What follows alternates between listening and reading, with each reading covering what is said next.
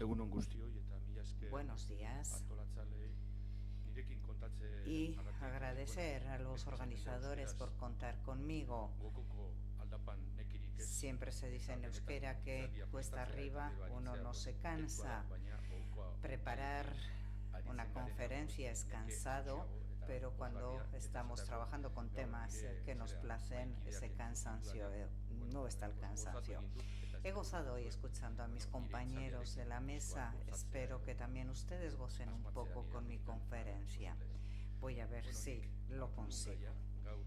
El tema que elegí para el seminario de hoy es este asmoz eta ekinez, haciendo un juego de palabra precisamente con los lemas de dos instituciones. Asmoz eta jakites es el lema de Eusko Ikaskuntza y Ekin eta Jarrai es el de la Academia de la Lengua Vasca de Euskaltzaindia, y voy a hablar, por tanto, sobre dos instituciones, sobre todo sobre Eusko Ikaskuntza, pero también sobre Euskaltzaindia, porque yo creo que son soportes adecuados para hablar sobre distintas iniciativas culturales y conocer de esa manera la actualidad de la cultura vasca, los antecedentes que ha tenido y desde el punto de vista de la memoria histórica, qué aproximación podemos realizar. Como ha dicho mi compañero de la mesa, en 1920, él también ha citado esa fecha, nos ha mostrado un mapa de Bilbao. Yo creo que es muy significativo decir que a principios del siglo XX en Euskal Herria contamos con un contexto muy especial también en el Estado español, que hoy tiene un gran paralelismo con la situación de 1917. Por ejemplo, en 1917 intentaron hacer una asamblea de parlamentarios en Cataluña, tuvieron que suspender. En 1917 las diputaciones vascas por primera vez mandaron al gobierno español un mensaje pidiendo la recuperación de los fueros, y si eso no era posible, pidiendo el reparto de competencias. Era un mensaje muy significativo, pero aquel contexto era más enriquecedor, era más difícil desde el punto de vista internacional. Tendremos que tener en cuenta que estaba a punto de finalizar la Primera Guerra Mundial, que el imperio austrohúngaro estaba a punto de caer, y Woodrow Wilson, el presidente, proclamaba el derecho de los pueblos oprimidos, el derecho a la autodeterminación. Y en Euskal Herria, como sabemos, el proceso de industrialización que venía del siglo XIX no estaba en los inicios, no, estaba muy desarrollado, y Guipúzcoa y Vizcaya no era la Guipúzcoa y Vizcaya de 30 años antes. La margen izquierda de Vizcaya estaba ya muy industrializada, y todo Guipúzcoa también. Es un periodo muy fructífero, muy enriquecedor, y Joseba ha traído aquí a colación el mapa de Bilbao, pero Bilbao se había transformado ya bastante como consecuencia de la riqueza económica. La casa de Víctor Chavarri hay en Donosti, donde yo vivo. Tenemos la parte más hermosa que llaman Ensanche Cortázar, estaba ya muy desarrollado entonces. Lo que hoy es nuestro ayuntamiento era similar, bueno, una especie de casino construido al estilo del de Biarritz, y aquí tenemos la Diputación de Vizcaya, construida en años anteriores, sí, pero es una época muy rica, con un gran crecimiento económico. Pero también había otra serie de carencias, y los de la inteligencia de aquí, los intelectuales de aquí, empezaron a reivindicar una cosa, la de la Universidad Vasca o la de una universidad para Euskal Herria. Era muy paradójico, muy curioso. Junto con Cataluña era Euskal Herria a nivel estatal el territorio más desarrollado, pero el más retrasado desde el punto de vista universitario, porque en Castilla, Andalucía, Galicia, Cataluña, Valencia tenían ya universidades que tenían siglos. En Euskal Herria no existía, recién se había creado la de Deusto, una muy pequeña, con pocas facultades, pero estaba cerrada la Universidad de Oñate, que había funcionado en el siglo XIX. Eso mostraba otra contradicción. La intelectualidad vasca era bastante rica. El siglo XIX, partiendo de Iparralde, se organizan los Lore Jokoak, los festivales de primera, nacen distintas asociaciones y organismos para hacerle su sitio al euskera, etc. Y así, a principios del siglo, teníamos fiestas de ese tipo. Por ejemplo, también tenemos el nacimiento de la revista Rief, creada por Urquijo el año 1907, Euskal Esnalea, Euskal Herria, distintas publicaciones. Estábamos avanzando en muchas cosas, pero teníamos la carencia de la universidad. Por ello, empezaron profesores de aquí que estaban enseñando en universidades de fuera, por ejemplo, Agustín Murua Balerdi, y sabemos por los apellidos que es de aquí. Él era catedrático de farmacia de la Universidad de Barcelona y publicó en Barcelona, por ejemplo, el folleto de su conferencia reivindicando la Universidad Vasco. Es decir, profesores o alumnos vascos. Yo, por ejemplo, tuve que estudiar en la Universidad de Granada. Estábamos pocos vascos, pero en Zaragoza, Salamanca, Valladolid, Barcelona, Madrid, las colonias de estudiantes vascos en tiempos de Franco eran abundantes. También sucedía esto a principios de siglo, no de forma tan masiva, pero muchos vascos estaban fuera y empezaron a reivindicar. Y así, en 1918, celebraron en Oñate el primer Congreso de Estudios Vascos, Euskal Ikasketen Lehenbiltzarra, precisamente con dos objetivos. En primer lugar, conocer la situación de los estudios vascos desde todos los prismas y, por otra parte, la intención que subyacía era crear una universidad vasca o una universidad para el País Vasco. Y ahí se juntaron representantes personajes importantes de la inteligencia vasca. Tienen el programa algunos, con Julio de Urquijo, abogado, es diputado a Cortes, director de la Revista Internacional de los Estudios Vascos. La revista, publicada por él, don Ángel de Apray, doctor en letras, catedrático de la Universidad de Salamanca. Ven ustedes en pantalla, lo sentimos desde la cabina, no podemos ver apenas la pantalla. Ahí tienen el reverendo padre Chalbo, que era jesuita, Carmelo Echegaray, Esteban Bilbao, etc. Contaron con el apoyo de las 4 diputaciones, Navarra, Guipúzcoa, Vizcaya y Álava. Ahí estaban oficialmente. Más aún, asistió con total normalidad Alfonso XIII, rey de España.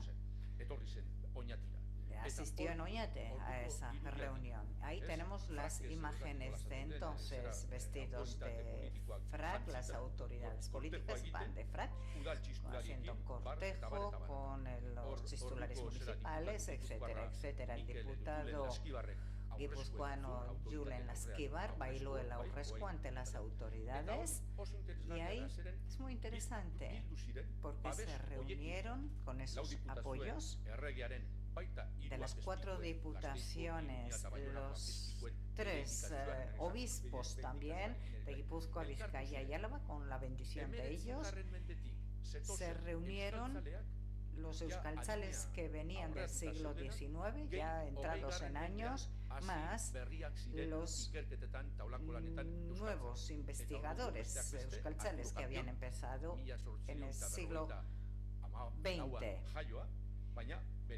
Arturo Campión, por ejemplo, aquí Julio Urquijo, un poco más joven, había hecho ya un gran camino en la cultura vasca, o tenemos a José Miguel Barandiarán. Cuando organicé el PowerPoint, cambié su cara porque no tenía una cara tan ancha. José Miguel Barandiarán, me hubiera dicho, era un experto en esto, no sería un braquicéfalo, un dicocéfalo. Bueno, es un error del escáner, pido disculpas, pero Barandiarán entonces, dejando estas anécdotas, era joven, pues entonces tendría 28 años y era ya un experto antropólogo, junto con los otros dos, Enrique Eguren, el de ese hermoso bigote, catedrático en Oviedo, y junto con Telesforo, Aranzadi, les llamaban los 3 trogloditas, porque solían andar lo mismo en Aralar que en Santimamiñe, trabajando en yacimientos. Como digo, la generación que viene del siglo XIX, tenemos junta con la generación que empieza el siglo XX. Y me alegro porque hoy ha habido aquí interferencias de este índole. Aquí tenemos a Azcue, al padre José Antonio Zulaika y Telesforo, Aranzadi. Este era Azcue, Luis Elizalde, que luego fue catedrático de Vitoria y que murió pronto, Julián Elorza, diputado en Guipúzcoa y será el primer presidente de Eusko Ikaskuntza, o Ángela Price. Como consecuencia de esa asamblea surge una asociación, la Sociedad de Estudios Vascos Eusko Ikaskuntza, y Eusko Ikaskuntza celebrará distintas asambleas antes de la guerra que son muy interesantes para conocer la situación de la cultura vasca y sobre todo para impulsar distintas iniciativas, entre ellas la de la Universidad Vasca o, como veremos después, la de la autonomía vasca. La primera asamblea fue una asamblea general, la de Oñate. Ahí tiene en las actas su lema es Asmos y Yaquites, y como consecuencia de esa asamblea nace otra institución. A ver, hay una competición ahí, a ver quién fue la primera, quién la segunda. Yo no soy neutral, yo soy miembro de Eusko Ikaskuntza, no soy miembro de Euskaltzaindia, pero puedo decir que históricamente la primera que nació fue Eusko Ikaskuntza, y en esa asamblea decidieron crear la sección de lengua, que luego fue la Academia de la Lengua Vasca, y nombraron a 4 responsables: Urquijo, Azcue, Arturo Campión y Luis Elizalde. Y el año siguiente, en 1919, hacen una reunión extraordinaria para nombrar a otros 8 y así conformar ya Euskaltzaindia con 12 miembros. La Academia de la Lengua Vasca, Euskaltzaindia, bueno, era evidente, el euskera tenía una importancia vital y que era necesaria una institución superior para impulsar el euskera y darle a la lengua las mismas condiciones que tienen el resto de las lenguas, pues por ejemplo la unificación literaria o la unidad. Entonces empezaron ya a hacer las investigaciones para el euskera unificado. Azcue, etcétera, sabían que era necesario, y teníamos ya investigaciones científicas respecto al euskera. Por ejemplo, el mapa de Luis Luciano Bonaparte de 1863. realizado de una manera científica y para darle continuidad a ese trabajo se funda la Academia de la Lengua Vasca. Ahí tienen la ponencia presentada por don Julio Urquijo y ahí se redactan los estatutos de la Academia de la Lengua Vasca y, como he dicho, al año siguiente, en 1919, estaba ya en marcha la Academia de la Lengua Vasca que hemos conocido, con distintos participantes. Una revista científica en euskera con ese lema: Ekin eta jarrai.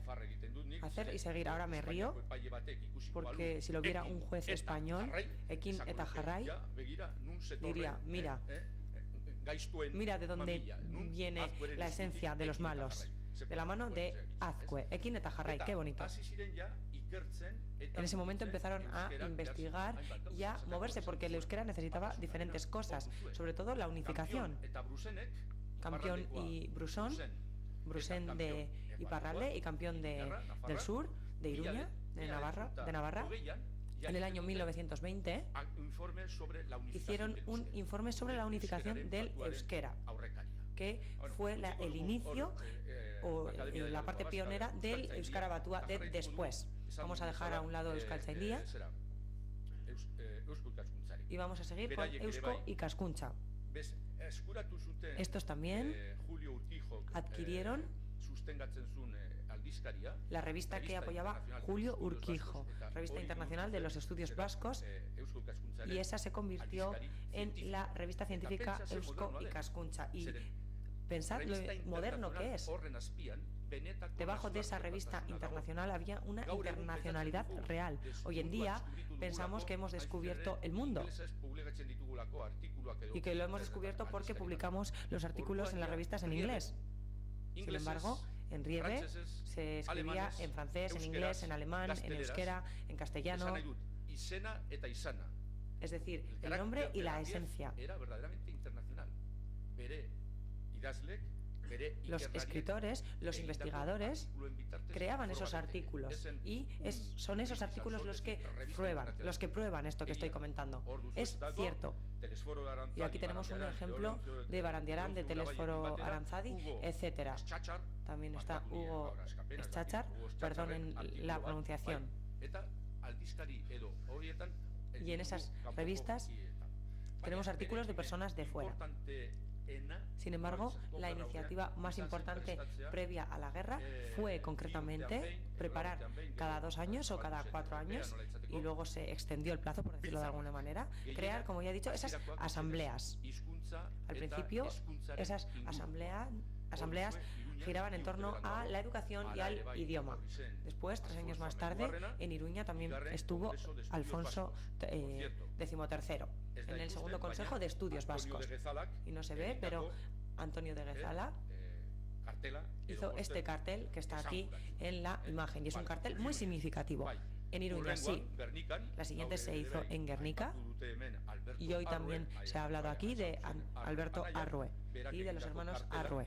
Este es el cartel que ellos hicieron, concretamente para Guernica 1922. En esa asamblea de 1922 que se celebró en Guernica, se habló de la educación y del tema de la universidad.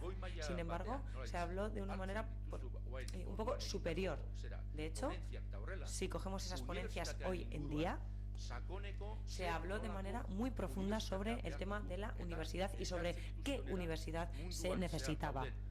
De hecho, se trajeron diferentes modelos que había por aquel entonces en el mundo para poder establecerla aquí, para ampliarla y, sobre todo, claramente para pedírselo a los mandatarios de España. Y así se hizo. Concretamente, en el año 1923 y 1924 se hizo un memorándum y se les pidió a los mandatorios. Ahora estamos en la dictadura de Primo de Rivera, en esa época.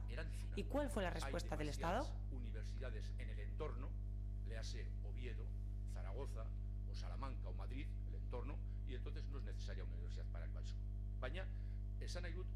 Pero lo que quiero decir es que en aquellos congresos, de una manera científica y profunda, se debatió sobre estos temas. Es una anécdota, pero es una anécdota muy significativa. En aquel lugar estaba Jesús María Leizaola, con una pancarta manifestándose con el tipo de pancartas que se hacían por aquel entonces. La Guardia Civil disolvió aquella manifestación de Guernica y Jesús María Leizaola y Pantaleón Ruiz de Olano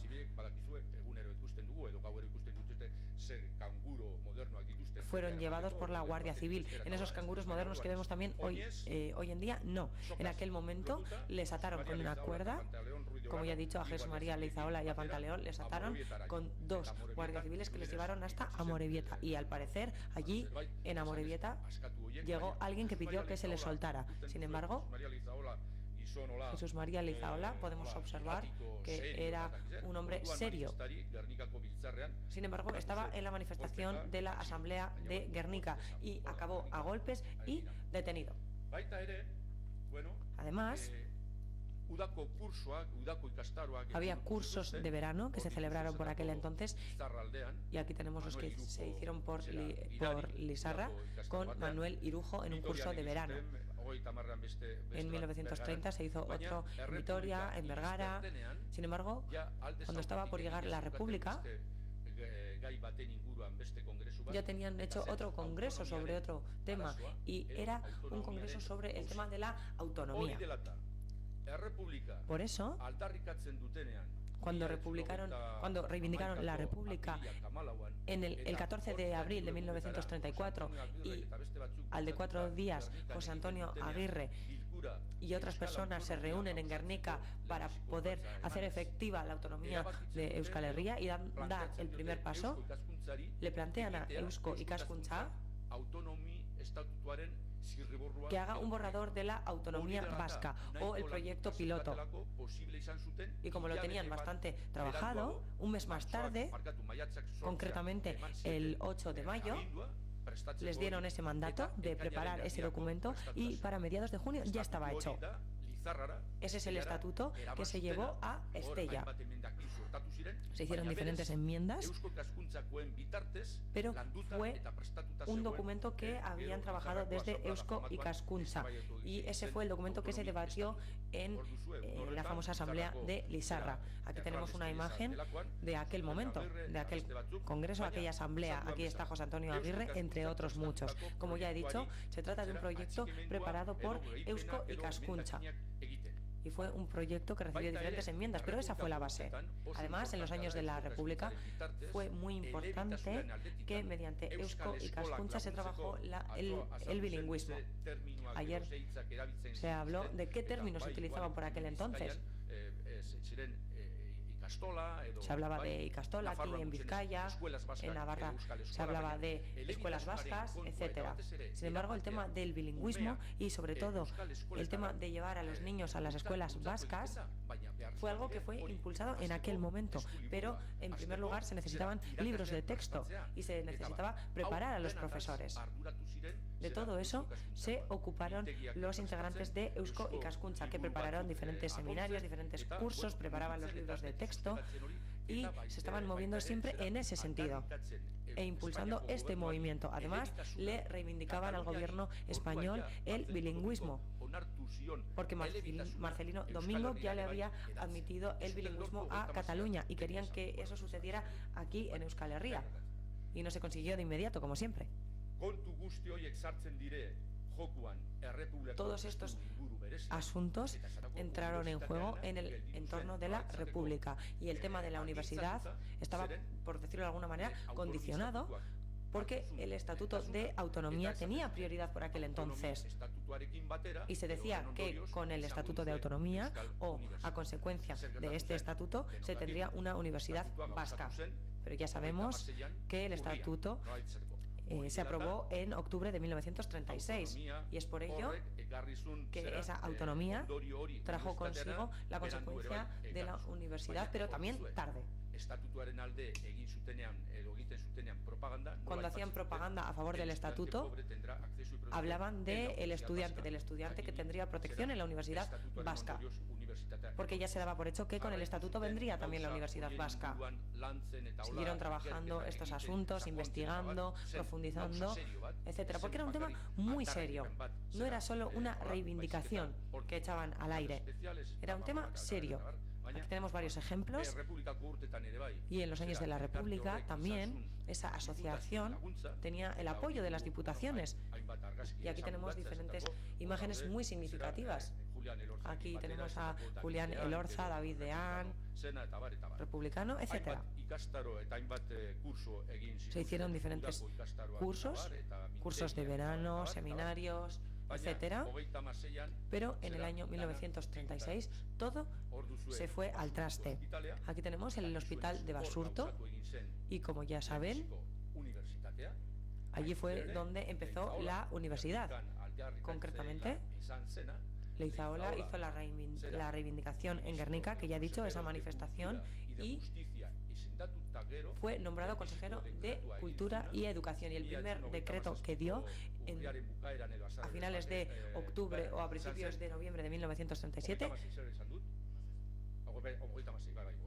sí, en el año 1936, me he equivocado, el primer decreto que dio fue el de la creación de la Universidad Vasca. ¿Y dónde fue? En las salas del Hospital de Basurto, con medicina y las aulas correspondientes a medicina. Ayer ya se mencionó que hubo una gran ruptura, una gran pérdida en el ámbito de la cultura vasca. Y sobre todo esto se padeció en estas asociaciones de las que estoy hablando. Aquí podemos ver en esta foto que les muestro diferentes personas, y algunos, a consecuencia de la guerra, murieron. Otros tuvieron que exiliarse. Y también hay algunos en esta foto que estaban a favor del franquismo y que estaban en contra de la cultura vasca y de Eusko Ikaskuntza, y así lo mostraron. Ayer ya se habló de este tema. Ahora parece que se hace, por decirlo de alguna manera, una banalización de aquello, pero no, hay que decirlo.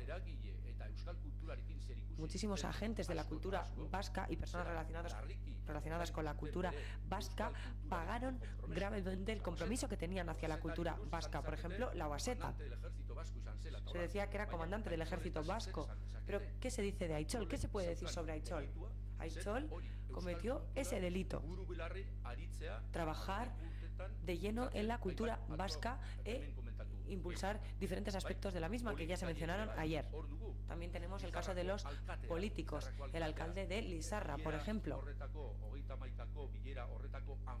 fue el anfitrión de la reunión de 1931 y aquí está dando un mitin en la Plaza de Toros de Lizarra.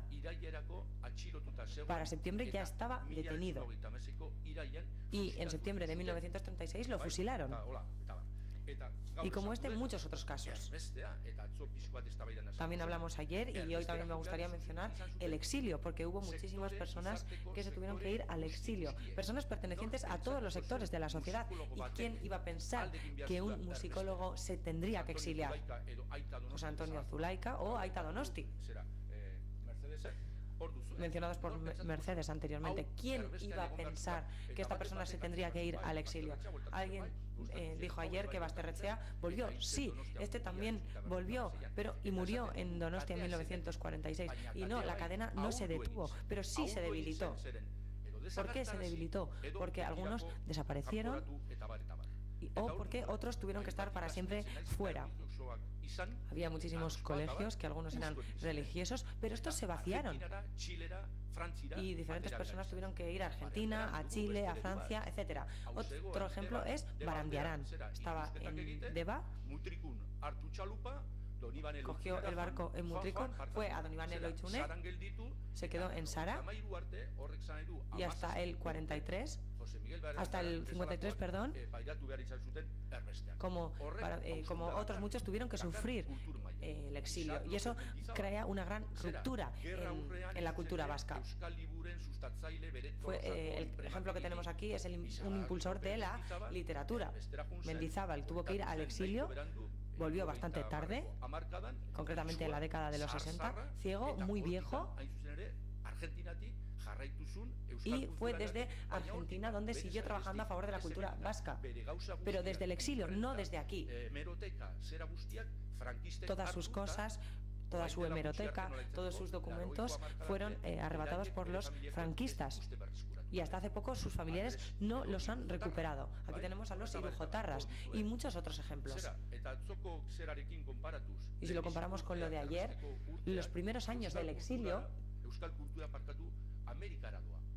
fueron unos años en los que la cultura vasca fue a América. No podían estar en Francia porque en Iparralde y en Francia en general empezó la Segunda Guerra Mundial y se convirtió en otro lugar fascista o que estaba en manos de los nazis.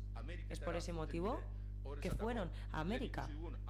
Y como hemos visto antes, a Andrés Irujo, con Mendizábal concretamente, crearon la imprenta, la editorial Ekin. Era abogado y jamás hubiera pensado que su trayectoria profesional sería un día crear una editorial. Sin embargo, en las décadas que estuvo en Argentina, apoyó este proyecto de la diáspora vasca. Y de hecho, esta ha sido la editorial más importante que ha tenido la diáspora vasca. Y lo comparamos con otras editoriales, podemos decir que ha sido una de las más importantes. Como he dicho, Mendizábal e Irujo se unieron y unieron su experiencia en la impresión. Y en esa exposición se pueden ver estos libros. Y algunos que ya tengan la edad necesaria, puede que ya hayan visto esos libros de Ekin, con ese diseño tan especial. Y siempre los hemos valorado. Tenemos a Jesús Galíndez, que también fue al exilio, a América, y que lo hicieron desaparecer en 1956. Previamente se publicaron diferentes libros mediante Ekin. También hemos hablado de Eusko Gogoa, una revista de gran nivel. En esta revista, los miembros o las personas que estaban en el exilio escribían, y también las personas que estaban aquí. Aquí tenemos el tema de las escuelas vascas. Se llevaron al exilio. Aquí tenemos muy cerca, y siempre lo digo, lo tenemos muy cerca. E íbamos a Don Iván Egarasi a comprar queso, a dar la vuelta. Y en la Citadel había una escuela vasca con 400 niños, con 14 profesores, entre 36 y 39 alumnos. Esto es la situación previa a la guerra. Algunos se fueron y cuando volvieron, esos profesores, en la década de los 50, fueron las personas que crearon esas escuelas locales o las primeras profesoras y profesores de las Ikastolas. La cadena no se detuvo, pero sí se debilitó. Aquí tenemos una imagen de Citadel. Mirad qué imagen más bonita. Aquí tenemos a una mujer, a una profesora, bailando con sus alumnos. Y no son manifestaciones culturales de gran nivel, pero sí son muy significativas. ¿Qué hacían los vascos en los campos de concentración? Se reunían y cuando se reunían, aquí tenemos una parte positiva. Los vascos, partida pelota, 4 de mus, 8 ochote, 10 partido político, 12 escisión, 15 orfeón. Ahí los tenemos, en la fase del orfeón. Eusko Ametsa, Argelesen sortua. Eusko Ametsa se creó en Argeles. Ramón Muguruza fue el presidente que se había ido a Chile. Y allí, en Chile, en la Euskal Etxea, creó otro coro, otra coral, y allí murió. Solo lo conocemos su familia y los que estamos en este tema. Y así hay otros muchísimos casos de personas que siguieron trabajando por la cultura vasca. ¿Y por qué a América? En Francia tenemos el caso de Ibarnegaray, vasco, euskaltzale y franquista también.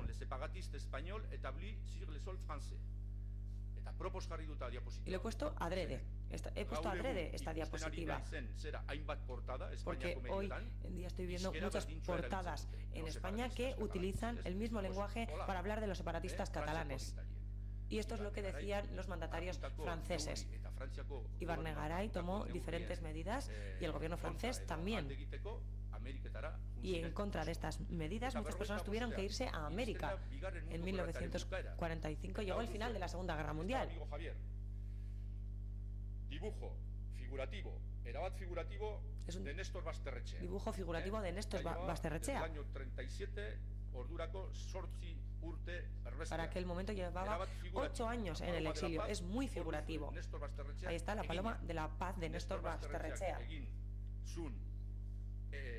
Paloma hori, uso hori, él hizo esta paloma batean edo beste eskema batean noiz.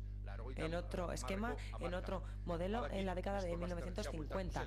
Y ya sé que Basterrechea volvió más o menos en el 52, 53. Pero ¿qué es lo que pasa aquí? Era la hora de la buena voluntad. Pensaban que el 45 era el momento de la buena voluntad, de que los aliados ayudarían a los republicanos españoles y también a los vascos. No. Llegó la Guerra Fría y también llegó el momento de darle la espalda a los perdedores o republicanos. Por ese motivo, y vuelvo a hablar de Eusko Ikaskuntza, celebró 2 asambleas fuera. Séptimo Congreso de Estudios Vascos. El séptimo Congreso de Estudios Vascos, y en Eusko Deia se publicó la crónica de esta asamblea, y aquí está. 11 Avenida Marceau. La delegación del gobierno vasco en París. Lo que hoy es, lo voy a decir en castellano para que todo el mundo lo entienda bien claramente, lo que hoy es la sede del Instituto Cervantes. Una sede del gobierno vasco puesta en marcha en el año 36, controlada por los nazis en el 40, devuelta a sus autoridades en el año 45 y vuelta a ser decomisada por la Francia democrática de 1951 al gobierno vasco. Hasta hoy. Instituto Cervantes, Instituto de la Cultura, de la Convivencia, no sé qué, son unos ocupas en esa sede de la Avenida Marceau, donde se editaba el Eusko Deia. Eusko Ikaskuntzak burutu zituen. Eusko Ikaskuntza hizo un par de asambleas, como ya he dicho, en Biarritz concretamente, y fue el séptimo congreso. Y también el octavo congreso se celebraron allí. A partir del año 1952, Eusko Ikaskuntza no celebró más congresos. ¿Pero por qué? Algunos fueron a un segundo exilio y otros, como Barandiarán, en el 43 volvió.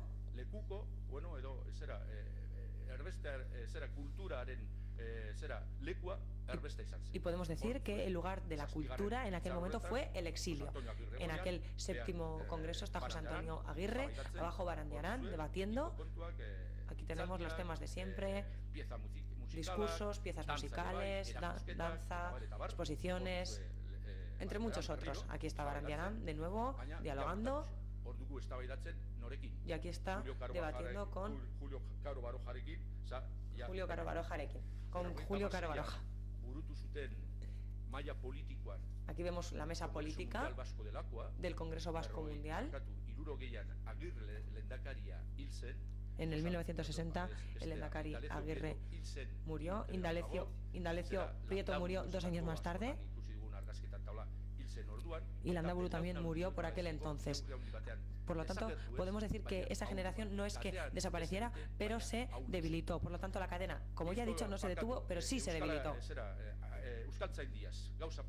Me gustaría decir 2 cosas sobre Euskaltzaindia. Euskaltzaindia tuvo la oportunidad de seguir, pero en las catacumbas. Y recordarán que ahora Euskaltzaindia tiene una sede muy bonita, muy apropiada en la Plaza Nueva de Bilbao.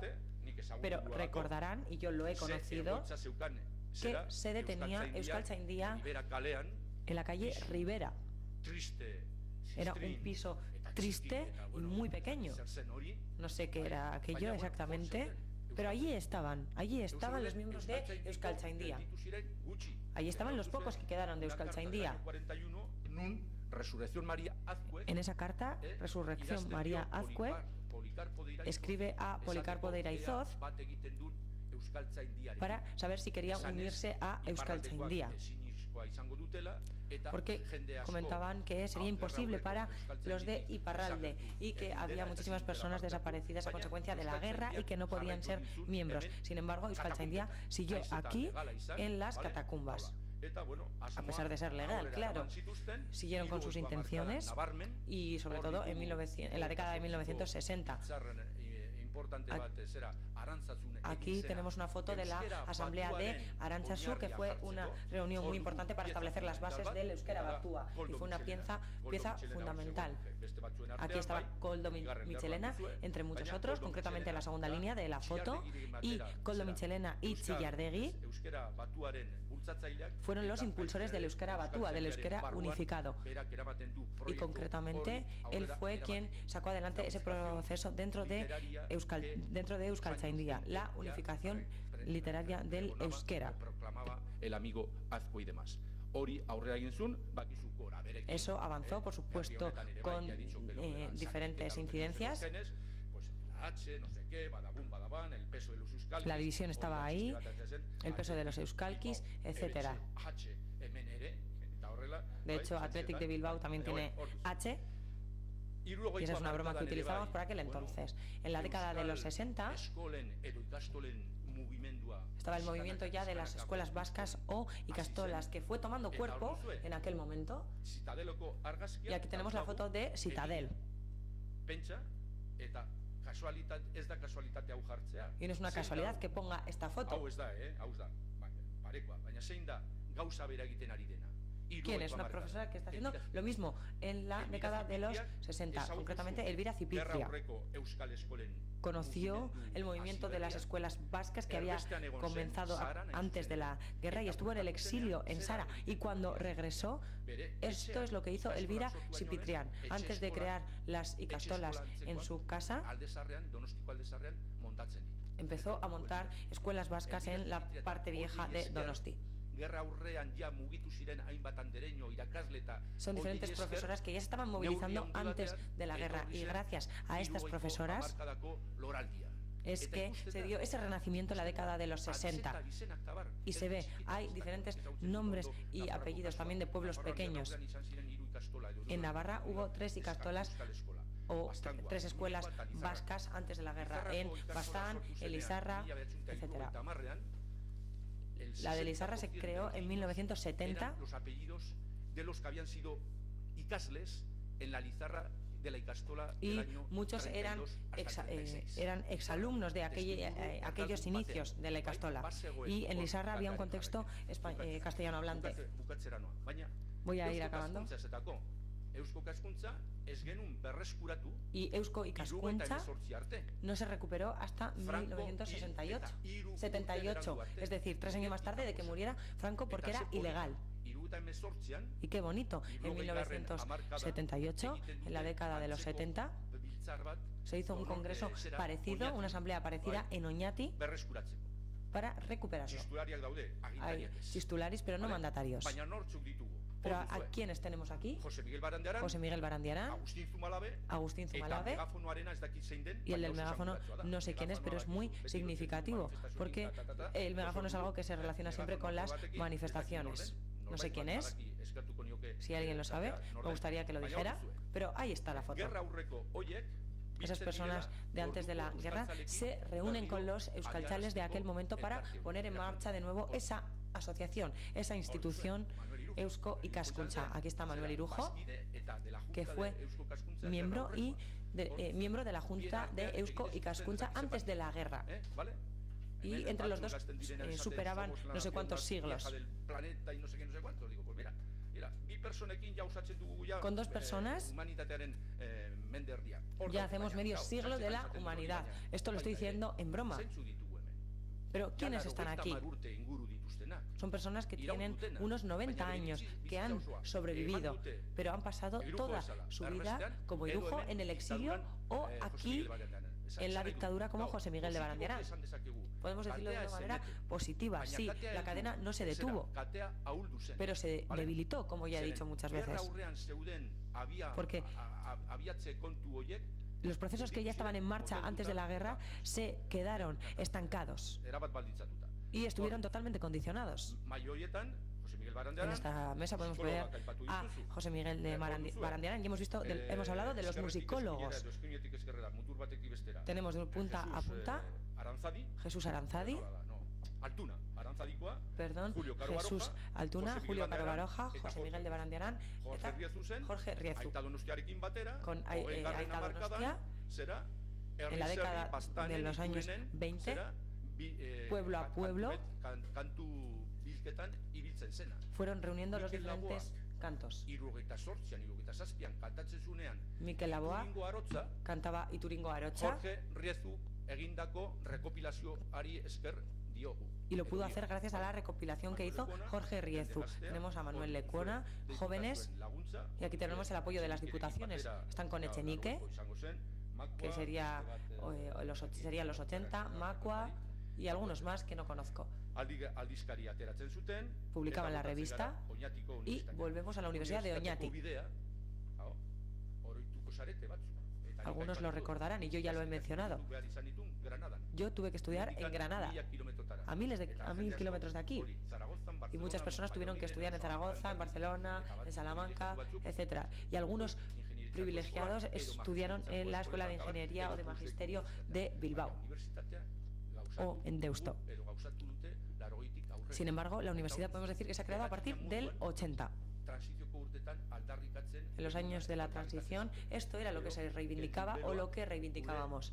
Dejando los lemas aparte, aquí tenemos lo que hoy es el símbolo de la Universidad del País Vasco. Y hoy las cosas han cambiado mucho porque no hay solo una universidad. Tenemos la Universidad de Deusto, la Universidad del País Vasco, Mondragón.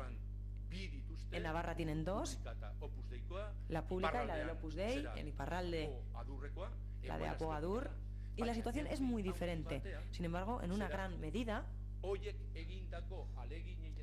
gracias a los esfuerzos que hicieron estas personas, tenemos hoy en día el panorama que estoy describiendo.